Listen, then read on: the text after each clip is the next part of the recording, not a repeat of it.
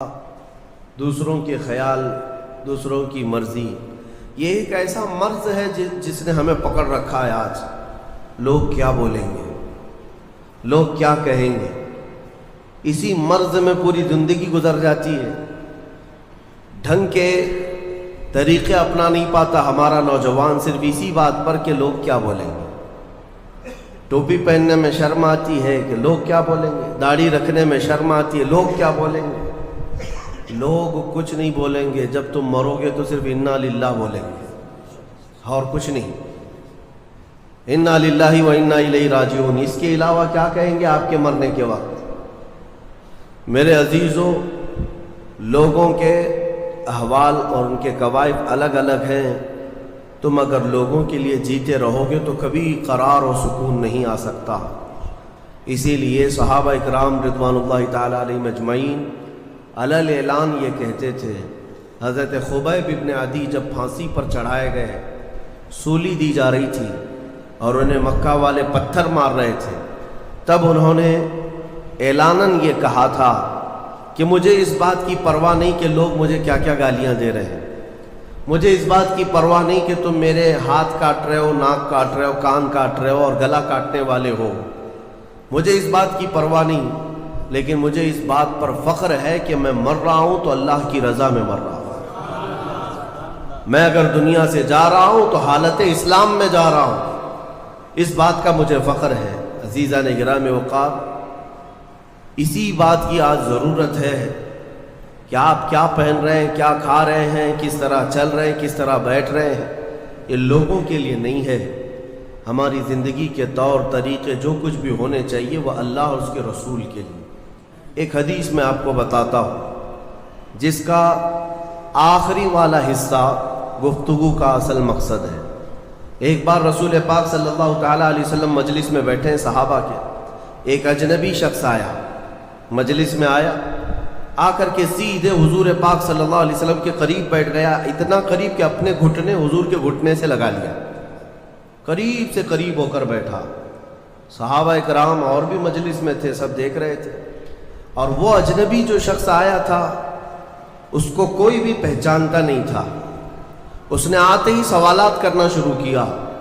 سب سے پہلے اس نے پوچھا مل ایمان، ایمان کسے کہتے ہیں؟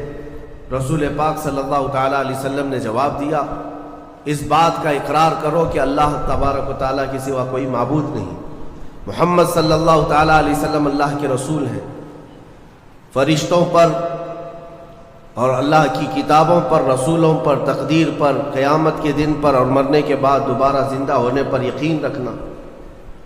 اس اجنبی شخص نے پوچھا مل اسلام، پھر اسلام کیا ہے؟ حضور پاک صلی اللہ علیہ وسلم نے اس کا بھی جواب دیا، اللہ کی وحدانیت اور محمد صلی اللہ علیہ وسلم کی رسالت کا اقرار کرنا، نماز پڑھنا، روزے رکھنا رمضان کے، زکوٰۃ دینا مالک نصاب کو، اور حج کرنا صاحب استطاعت، یہ اسلام ہے۔ دو سوالات ہو گئے۔ تیسری مرتبہ اس نے سوال کیا مل احسان، احسان کیا چیز ہے؟ احسان نیکی کو کہتے ہیں۔ احسان یہی پورا تصوف ہے جس کو لے کر آج صوفیہ اکرام چلتے ہیں۔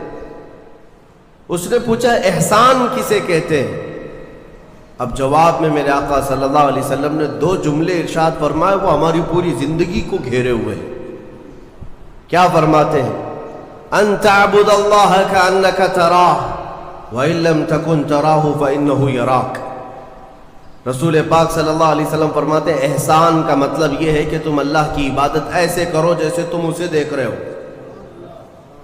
عبادت، نماز کی بات نہیں، عبادت، عبادت میں سب چیزیں آ جاتی ہیں۔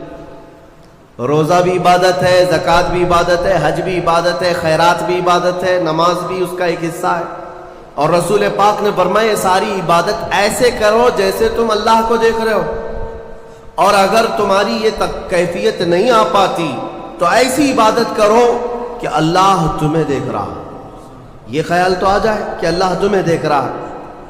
اب وہ شخص جو سوالات کر رہا تھا اس نے ساری چیزوں کو کہا صدقت، صدقت، ہاں آپ بالکل سچ کہہ رہے ہیں، سچ کہہ رہے ہیں۔ حضرت عمر فاروق فرماتے ہیں کہ کون اجنبی ہے، خود سوال بھی کرتا ہے اور خود تصدیق بھی کرتا ہے، جواب ملنے کے بعد کہتا ہاں بالکل آپ نے صحیح کہا۔